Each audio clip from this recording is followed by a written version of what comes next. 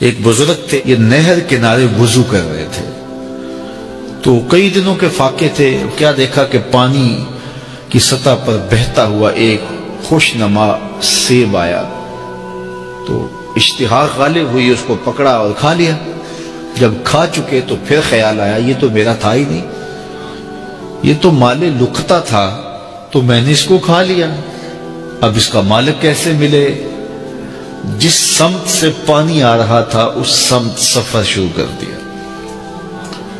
کئی دنوں کی مسافت کے بعد دیکھا کہ ایک باغ ہے جس کی شاخیں اس پانی کی طرف لٹک رہی ہیں، سمجھ گئے کہ یہیں سے گرا ہوگا اور میں نے کھا لیا۔ خیر باغ میں پہنچے، مالک سے ملے، کہا کہ یوں میں نے ایک سیب کھا لیا ہے اور میرا غالب گمان یہ ہے کہ اس باغ کا وہ سیب تھا، تو میں معافی مانگنے آیا ہوں، یا پھر بتائیں کہ اس کا ہرجانہ کیا ہوگا۔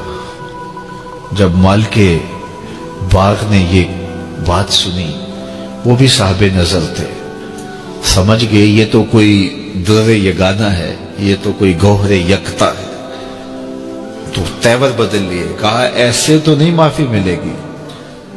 کہا حضرت کیسے ملے گی؟ کہا 12 سال تک میرے باغ کی گوڈی کرنا پڑے گی۔ اللہ اکبر، اور ایک شرط اس کے علاوہ ہوگی۔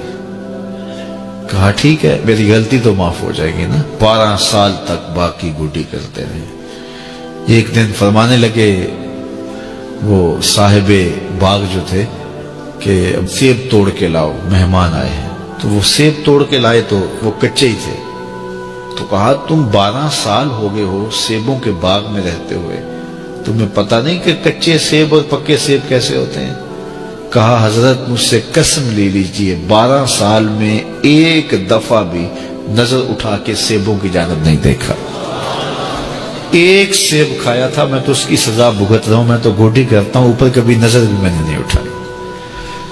سینے سے لگا لیا، کہا ایک شرط تمہاری پوری ہو گئی، اب دوسری شرط ہے کہ میری ایک بیٹی ہے جو آنکھوں سے نابینا ہے، کانوں سے بہری ہے، بول سکتی نہیں، اور وہ اپاہج بھی ہے، چل بھی نہیں سکتی، اس سے تمہارا نکاح کرنا چاہوں گا، اگر تمہیں قبول ہے تو معافی ہو جائے گی۔ کہا ٹھیک ہے جی قبول ہے، میرا گناہ معاف ہو جائے، میں زندگی کاٹ لوں گا، کوئی بات نہیں ہے۔ خیر نکاح ہو گیا۔ کہا کہ یہ کمرہ ہے، یہاں آپ کی زوجہ آپ کی منتظر ہے۔ جب وہاں گئے تو ایک خوبرو دوشیزہ منتظر تھی، تو فوراً پلٹے کہ میں غلطی سے کسی اور کمرے میں آ گیا ہوں۔ پلٹتے ہوئے دروازے کی چوگاٹ سے سر پھٹ گیا، خون بہنے لگا۔ جب باہر آئے تو صحن میں پہنچے تو وہ بزرگ وہاں تھے۔ کہا کیا ہوا؟ کہ حضرت ایک غلطی کی سزا اتنی کاٹی، اب کہیں دوسری غلطی نہ ہو جائے۔ وہ تو کوئی اور ہے خاتون۔ کہا وہی تمہاری زوجہ ہے۔ تمہیں بتاؤں کہ وہ بہری کیوں ہے؟ آج تک اس نے غیر محرم کی آواز نہیں سنی۔ تمہیں بتاؤں کہ وہ بول کیوں نہیں سکتی؟ آج تک اس نے غیر محرم سے کلام نہیں کیا۔ اندھی اس طرح ہے، آج تک اس نے غیر محرم کو نہیں دیکھا، اور اپاہج اس طرح ہے، چل کے کبھی گھر کی دہلیز سے گئی نہیں ہے۔ تو اس خاتون کا جب نکاح ہوا اور پھر ان سے اللہ نے ان کو ایک بچہ دیا جس کا نام ہے الشیخ عبد القادر جیلانی۔ جب ماں باپ اس طرح کے ہوں تو بیٹے اس طرح کے ہی ہوتے ہیں، باپ کا لقمہ پاک، اور ماں اپنی آبرو کی کیسی محافظہ، پھر در یگانہ اور گوہر یکتا جو پیدا ہوتا ہے وہ دین کی احیاء کرنے والا ہے۔